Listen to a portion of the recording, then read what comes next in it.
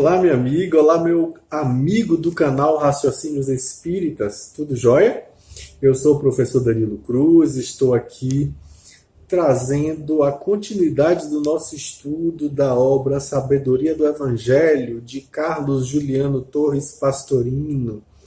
E hoje, prosseguindo o estudo do volume 2 dessa belíssima obra, vamos falar sobre os capítulos a respeito da conversão de Mateus, o apóstolo Mateus. Incrível a história dele, tão interessante, né?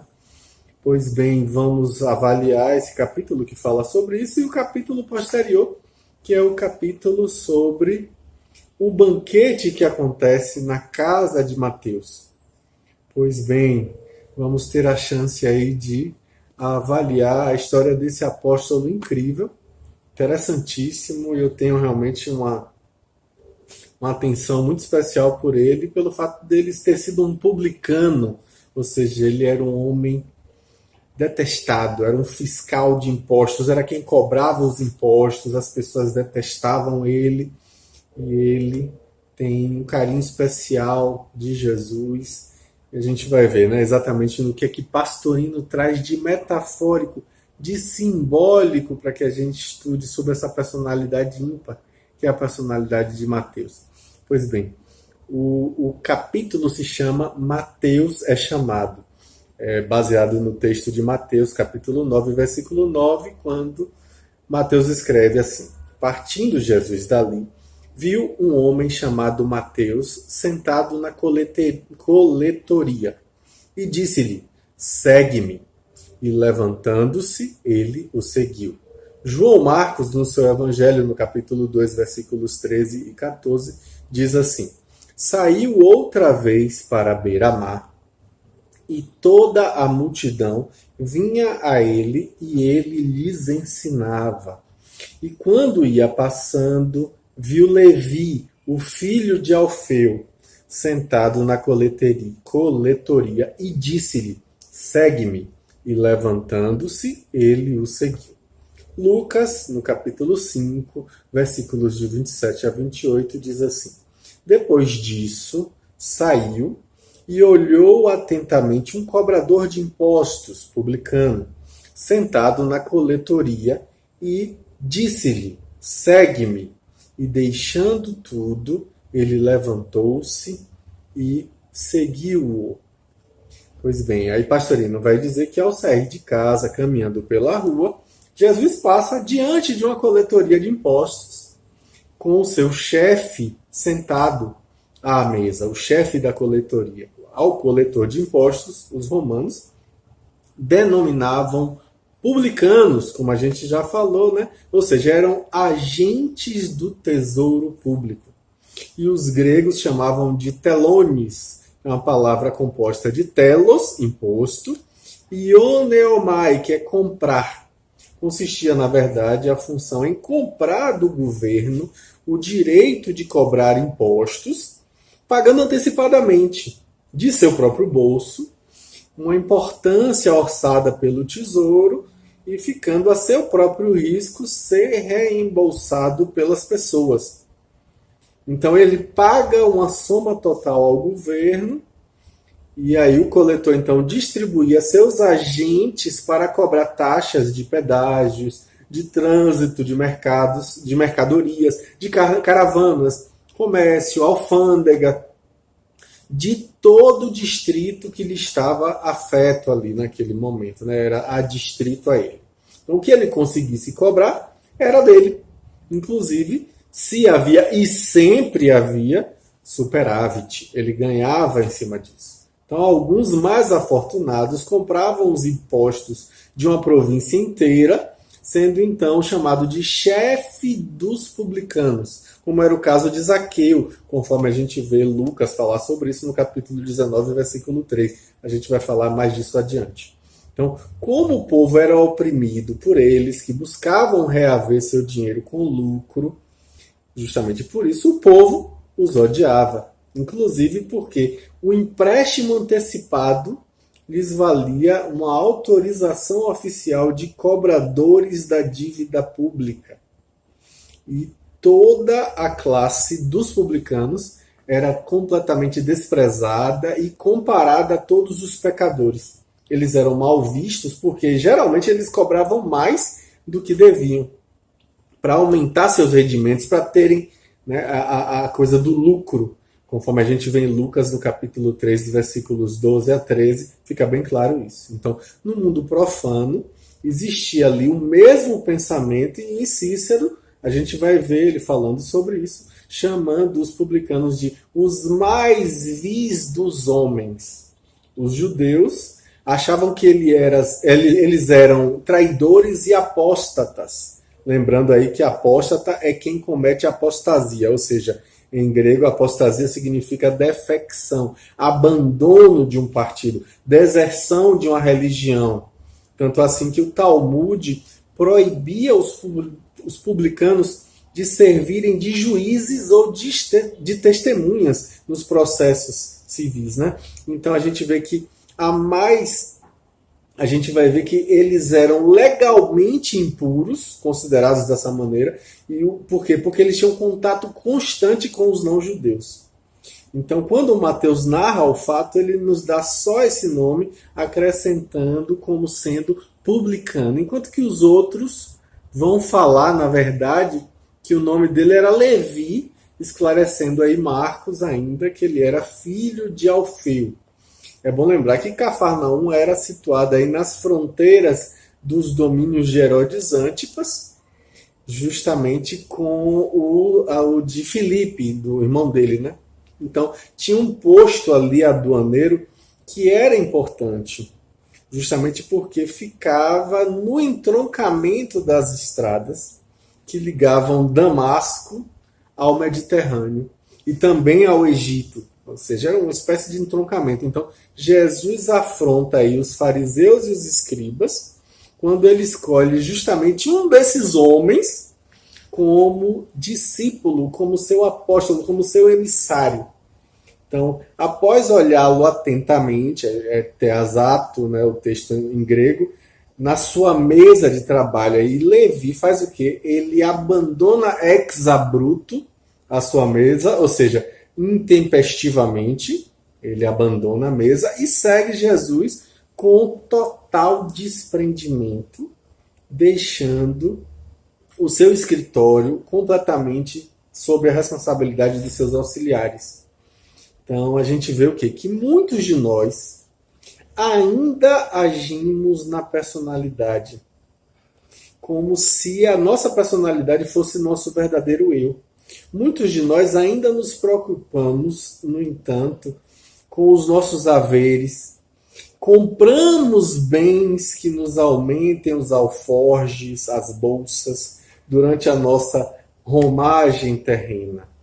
Mas aí Pastorino vai dizer que não existe nada de errado nisso, enquanto não chega o momento de a tudo renunciar, para que a gente assim verdadeiramente possa se dedicar integralmente à vida espiritual. Mateus, é bom lembrar que a palavra Mateus significa dom de Deus, Mataios, né? Dom de Deus, exemplifica o caso do homem de negócios que se preocupa, sim, com os seus bens terrestres, mas que no momento que ouve a voz do chamamento do Cristo, e aí é bom lembrar que a gente está falando do Cristo interno, ele resolve abandonar tudo e seguir justamente o caminho da perfeição, o caminho do aprimoramento pessoal. Então, o momento do chamado é uma grande oportunidade que não pode ser perdida. A gente precisa abraçar esse momento. Mas é aí indispensável saber ouvir a voz que nos convoca, saber reconhecê-la quando ela vem de dentro do nosso próprio coração e absolutamente de maneira alguma confundi-la com os chamados externos, os chamados intelectuais ou os chamados emocionais de supostos guias, sejam eles encarnados ou desencarnados, que de certo modo vão acabar dissociando a nossa jornada porque prometem o que não podem dar, que justamente se denominam a si mesmo como sendo mestres, como sendo gurus, coisa que jamais o próprio Jesus fez. Justamente porque ele nos esclareceu que um só, entre aspas, né? Um só é nosso mestre, o Cristo. E aí eu adiciono o que a gente tem trazido sempre, né? O Cristo interno, conforme a gente vê lá em Mateus capítulo 23, versículo 10. É o Cristo interno que é o nosso verdadeiro mestre. É o Cristo interno que vai realmente ser o mestre de verdade de nossas vidas. Então, cada um de nós deve permanecer atento justamente à própria personalidade, para que não viva a preocupar-se com os lucros materiais apenas. Então, é bom lembrar, como disse Pastorino, que a individualidade precisa reclamar de nossa personalidade quando essa só cogita de juntar tesouros que a ferrugem consome e a traça corrói, e os ladrões roubam, como diz o próprio Mateus no capítulo 6, versículo 19. E a gente vai abordar isso mais adiante. Nós temos que ensinar a nossa personalidade a confiar no Pai, que é o grande desafio. Findo esse capítulo, a gente vai para o capítulo seguinte, que se chama O Banquete de Levi, também descrito pelo próprio Mateus, no capítulo 9, versículos de 10 a 13. Interessantíssimo esse diálogo. Vamos lá, o que é que Mateus escreve? Ele diz assim, ó, e aconteceu que, estando reclinado à mesa, em cosa, ou seja, assim, com essa atitude reclinada, vieram muitos cobradores de impostos e pecadores e reclinaram-se com Jesus e com seus discípulos.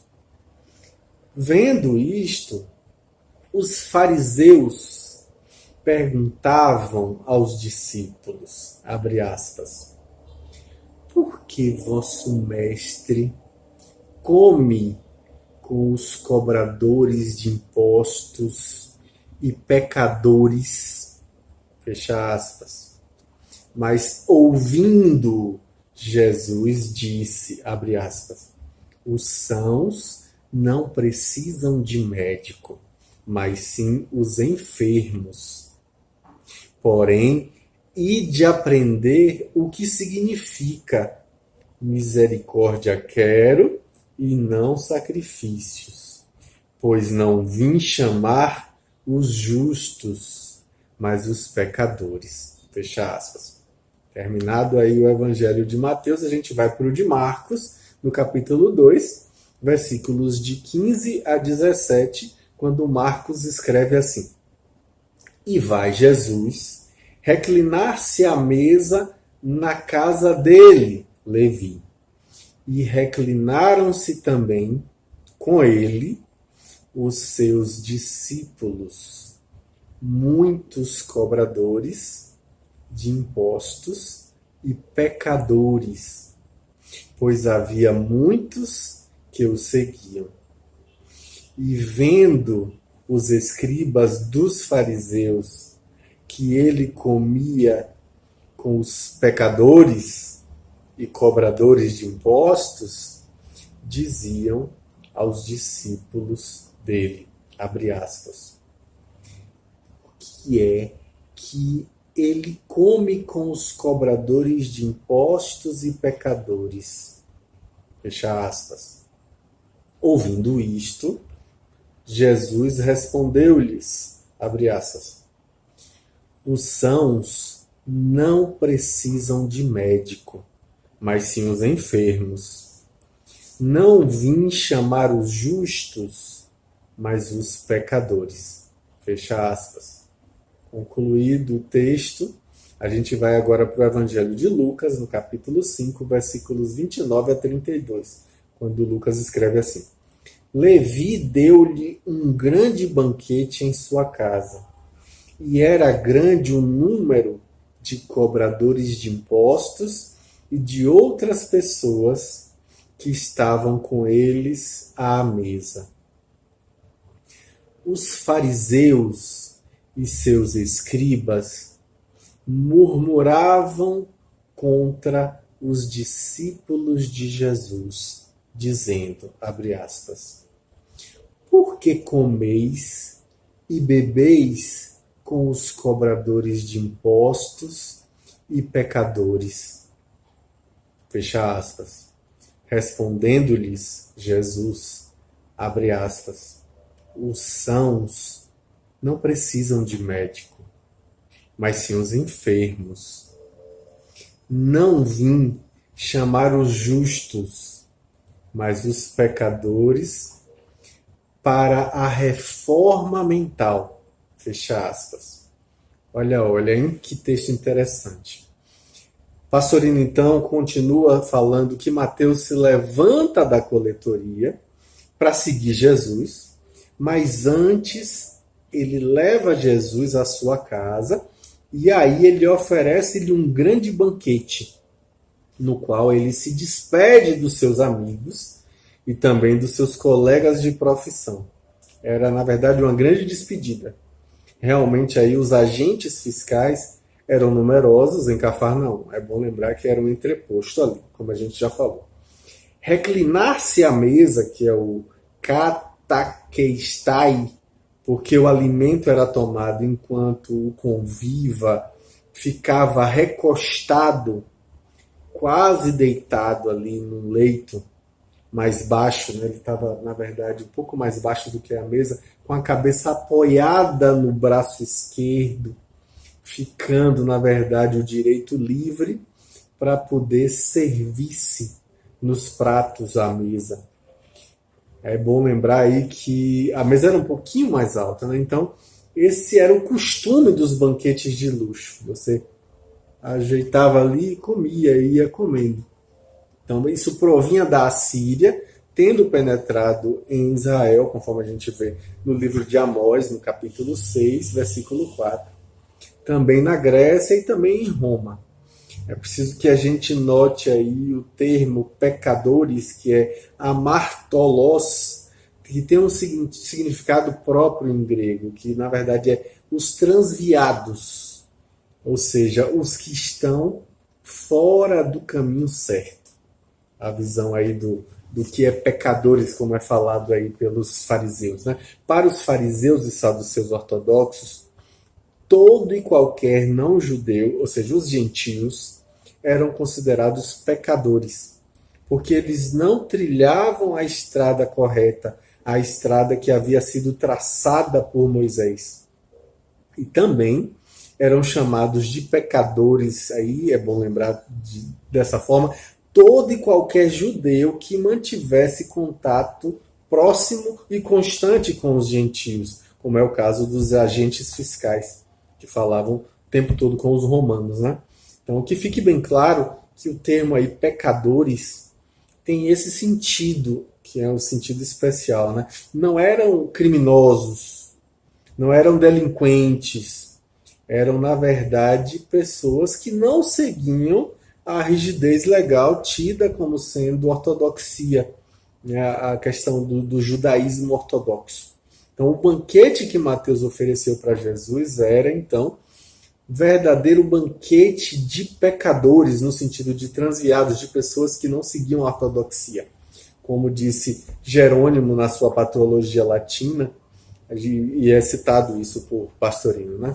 Então, participar ali de uma refeição na casa de alguém que, na verdade, é bom lembrar, né? Participar daquilo é uma grande honra, mormente para esses homens ricos, que eram, no entanto, apesar de ricos, eram desprezados por todos.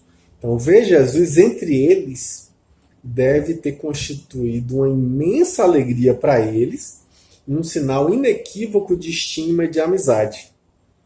Mas, com certeza, para os judeus ortodoxos, que eram obrigados, inclusive, a recitar as bênçãos, eles jamais admitiam a possibilidade de estarem ao lado dos gentios nesse momento que era quase religioso, esse ato ritualístico que era a refeição. Então, 20 anos depois da morte de Jesus, os cristãos que provinham do judaísmo ainda recusavam se alimentar-se ao lado dos cristãos provenientes aí do paganismo, de outras religiões, como a gente vê lá no texto de Paulo, na sua epístola aos Gálatas, no capítulo 2, versículos 11 a 14. Então, ao ver essa suposta promiscuidade, os fariseus se escandalizaram com isso, mas não ousam de maneira alguma investigar o mestre. Eles vão aos discípulos para falar com eles e procurar saber qual é a razão dessa manifestação de desrespeito, de rebeldia, de revolta com relação aos preceitos mosaicos que eram tão caros dentro do seu olhar ortodoxo.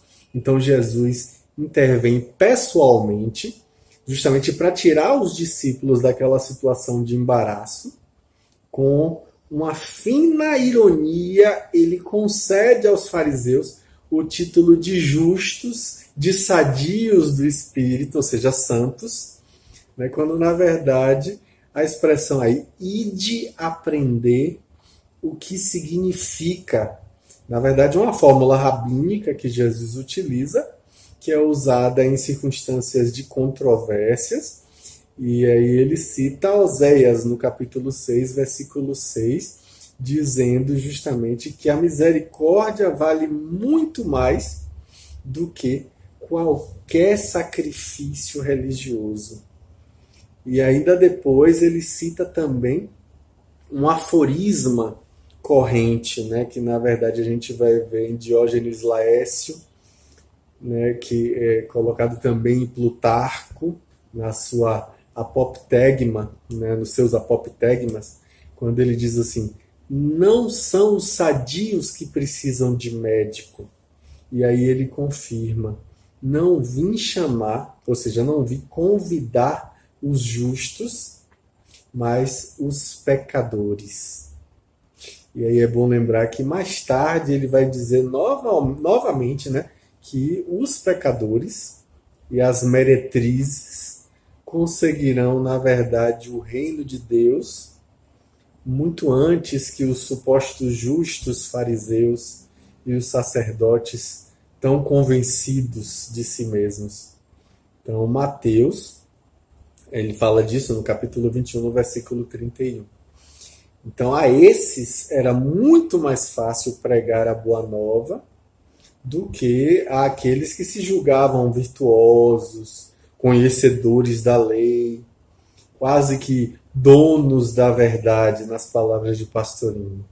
Então, a individualidade, na verdade, sabe perfeitamente que as personalidades são passageiras, são completamente perecíveis e vivem justamente numa situação de irrealidade que lhes parece realidade. Daí, justamente, dar importância muito secundária aos atos da personalidade em detrimento dos atos da individualidade. Então, o que importa, pergunta de Pastorino, né? Se a criatura temporariamente mergulhada na carne exerce uma profissão desprezada pelo mundo, né? Que interessa isso? Que importa o transvio do que é exterior, se o que realmente é íntimo está aproveitando aquela experiência? Interessa, né? E às vezes, inclusive, a experiência é dolorosa, mas para o aprendizado maior ela é importante. Que importa?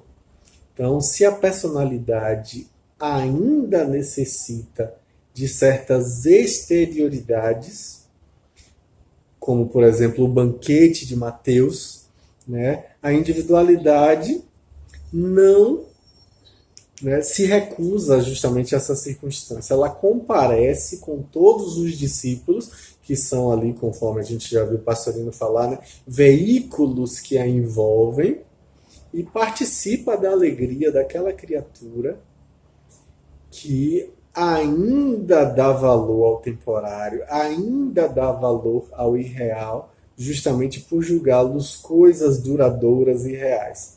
É o equívoco da ilusão aí, né? Então, nada de fitas, nada de hipocrisias, do cenobitismo eremita, nada de sacrifícios irracionais. Se a gente está na Terra, na condição de seres humanos, como tais, nós devemos viver. Olha o que o Pastorino chama, né? Devemos viver como seres humanos. Não somos mais animalizados, então nada de animalismo. Mas ainda também não somos anjos. Portanto, também não vivamos como anjos, como se fôssemos anjos desprezando a matéria. Na verdade, são as palavras de Emmanuel que nos traz, né? A gente precisa aprender a viver conforme o que nos cabe, né? Então, a nossa condição de homens que ainda somos, a gente precisa aprender a viver isso.